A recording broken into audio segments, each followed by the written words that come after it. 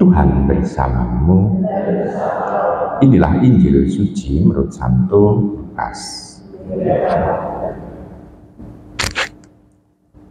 Dalam bulan yang ke-6, Allah mengutus malaikat Gabriel ke sebuah kota di Galilea bernama Nazaret, kepada seorang perawan yang bertunangan dengan seorang bernama Yusuf dari keluarga Daud. Nama perawan itu Maria. Ketika masuk ke rumah Maria, malaikat itu berkata, "Salam, hai engkau yang dikaruniai, Tuhan menyertai engkau."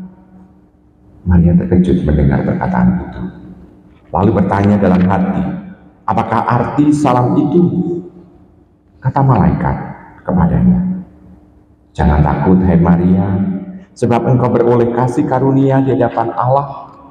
Sesungguhnya engkau akan mengandung dan melahirkan seorang anak laki-laki, dan hendaklah engkau menamai dia Yesus. Ia akan menjadi besar dan disebut anak Allah yang Maha Tinggi. Dan Tuhan Allah akan mengaruniakan kepadanya tahta Daud bapa leluhurnya. Ia akan menjadi raja atas kaum keturunan Yakub sampai selama-lamanya. Dan kerajaannya tidak akan berkesudahan."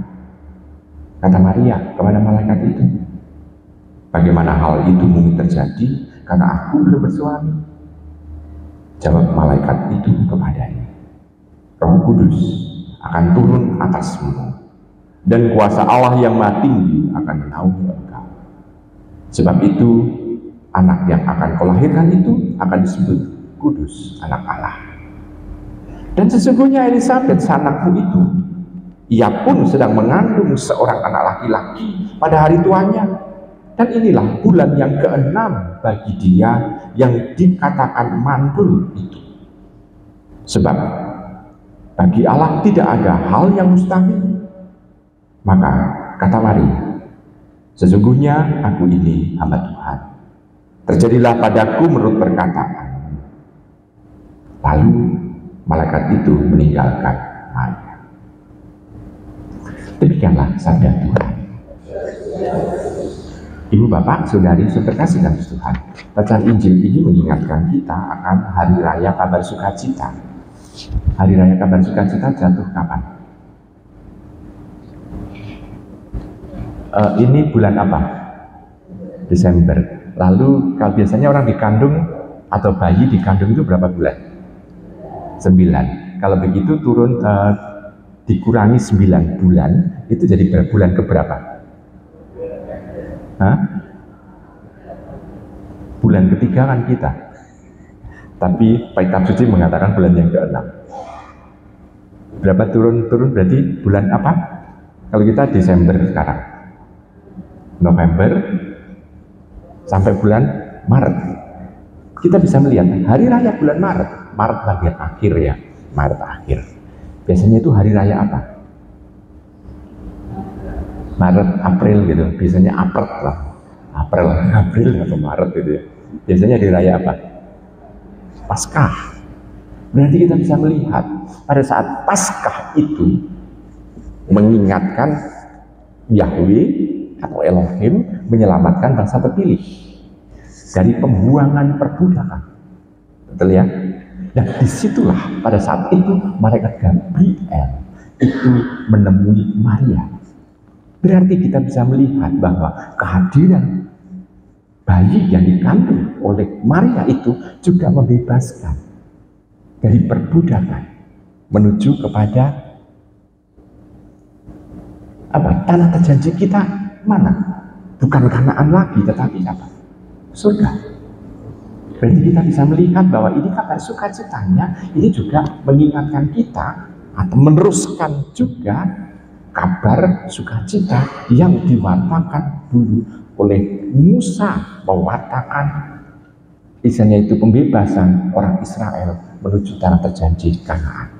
Dan di situ kita bisa melihat bahwa Tuhan itu sudah ada sejak misalnya itu Tuhan sudah ada di dalam dunia ini semenjak malaikat Gabriel itu menemui Maria. Karena Maria mengatakan, "Terjadilah padaku perkataan."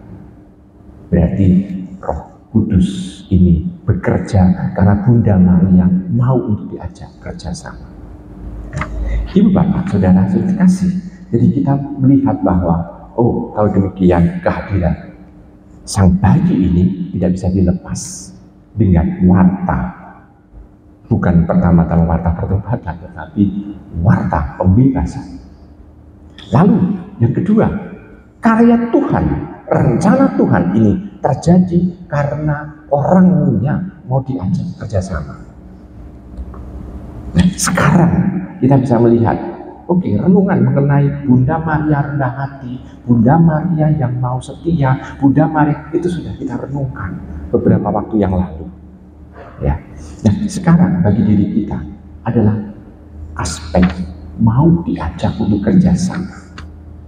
Sekarang kalau Tuhan hadir di hadapan panjenengan, mau untuk Tuhan juga berbicara mengenai rencana-rencana keselamatan untuk setiap manusia, kita mau nggak diajak kerjasama? Kita mau nggak diajak kerjasama? Kalau diajak kerjasama berarti itu mengandalkan kerahiman Tuhan, mengandalkan bahwa manusia itu mau mencoba untuk mengalahkan dirinya dan dipakai oleh Tuhan. Jadi mengalahkan dirinya artinya apa? Egonya itu betul mau dilepaskan, egoisnya. Dan kalau egois itu mau dilepaskan, berarti mau menampakkan bahwa biarkanlah saya ini dipakai oleh Tuhan. Nah, kalau demikian kita bisa melihat ibu bapak, saudara-saudara sudah Tuhan. Kita mencoba untuk bisa belajar dari Ibu Maria ini. Dia mau bekerja sama dengan Tuhan supaya rencana Tuhan ini itu terjadi. Nah sekarang kalau kita bisa melihat Tuhan ini kan maha kuasa, Tuhan ini maha segalanya. Bisa nggak dia memaksa Maria, kamu harus melakukan itu? Bisa saja.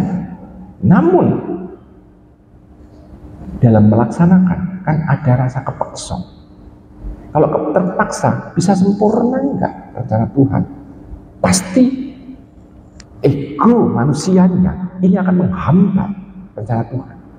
Tetapi kalau manusia itu diajak kerjasama dan mengatakan ya, maka rencana Tuhan akan juga diusahakan oleh manusia itu. Dan Tuhan memberikan finishing touch, kesempurnaan. Jadi rencana Tuhan akan terjadi kalau manusia mau untuk diajak kerjasama. Keselamatan yang bisa kita harapkan terjadi dalam diri kita akan terjadi kalau kita sendiri mau untuk kerjasama dengan rencana Tuhan. Walaupun kita dibaptis, walaupun kita itu menerima sakramen setiap hari, namun kalau kita itu hanya isinya sekedar datang dalam upacara liturgi, tetapi hati kita, pikiran kita tidak mau diajak kerjasama, ya sudah, kita tidak akan bisa mewujudkan rencana Tuhan untuk diri kita juga. Maka ibu bapak, saudara kasih dalam Tuhan, ajakan Tuhan adalah, yuk mumpung kita masih hidup, kita mau untuk kerjasama. Kerjasama yang bagian mana, Romo? Ibu bapak, saudara kasih, panjenengan sudah membaca kitab suci semua. Panjenengan bisa menyimpulkan isi kitab suci itu.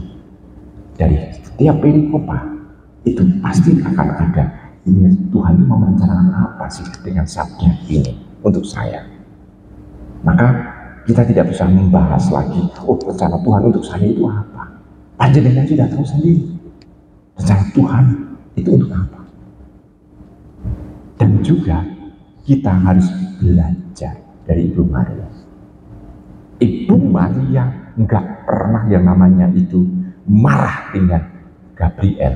Kenapa? Dia belum menikah, tetapi harus hamil. Warta dari Gabriel yang menyebabkan Bunda Maria hamil si Roh Kudus, bukan Gabriel. Ya.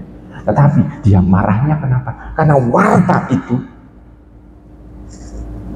keterlibatan itu juga membuat dia harus terlibat ini. dia harus berani menanggung konsekuensinya. Konsekuensinya adalah mengalahkan semua rencana hidupnya. Jadi rencana yang mungkin sudah dia istilahnya itu dia cita-citakan, harus dia kalahkan, harus dia tinggalkan.